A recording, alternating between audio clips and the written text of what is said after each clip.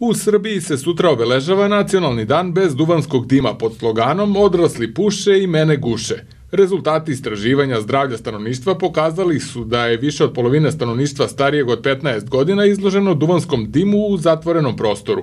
Podaci iz globalnog istraživanja o upotrebi duvana među mladima u Srbiji pokazuju da je 63% učenika starosti 13 do 15 godina izloženo duvanskom dimu u svojim domovima i 61% na zatvorenim javnim mestima. Objavljeno je na sajtu Instituta za javno zdravlje Srbije dr. Milan Jovanović Batut. Visoko izloženosti duvanskom dimu, posebno na mestima na kojima pušenje nije zabranjeno, doprinosi i visoka tolerancija društva prema upotrebi duvana.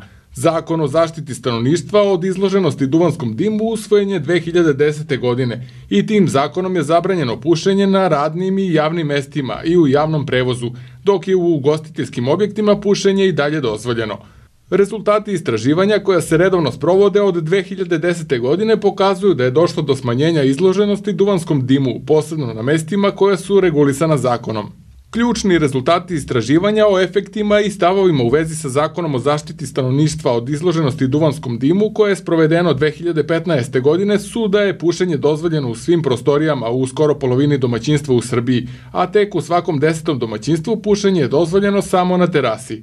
Više od 2/3 punoletnih građana Srbije, pušača i nepušača, izloženo je duvanskom dimu u svojoj kući, dok je 75% odraslih stanovnika izloženo duvanskom dimu u kući svojih prijatelja. Uprko zabrani pušenja, svaki peti odrasli građanin Srbije izložen je duvanskom dimu na radnom mestu, dok je 5% stanovništva izloženo duvanskom dimu u obrazovnoj ustanovi. Svakom drugom punoletnom stanovniku smeta izloženost duvanskom dimu na mestima na koje izlaze, dok 56% stanovništva navodi da im smeta izloženost duvanskom dimu na radnom mestu. Duvanski dim koji sadrži više od 7000 hemijskih materija, od čega su preko 70 kancerogene materije, povezan je sa obolevanjem od malignih bolesti, sa bolestima srca i krvnih sudova i disajnih puteva. Upotreba duvana je povezana sa blizu 6 miliona smrtnih slučajeva širom sveta godišnje, uključujući i 600.000 smrtnih slučajeva koji su nastali zbog izlaganja duvanskom dimu. Deca izložena duvanskom dimu češće obolevaju od akutnih i hroničnih upala donjih respiratornih puteva, infekcija srednjeg uha i imaju češće astmatične napade koji su jačeg intenziteta.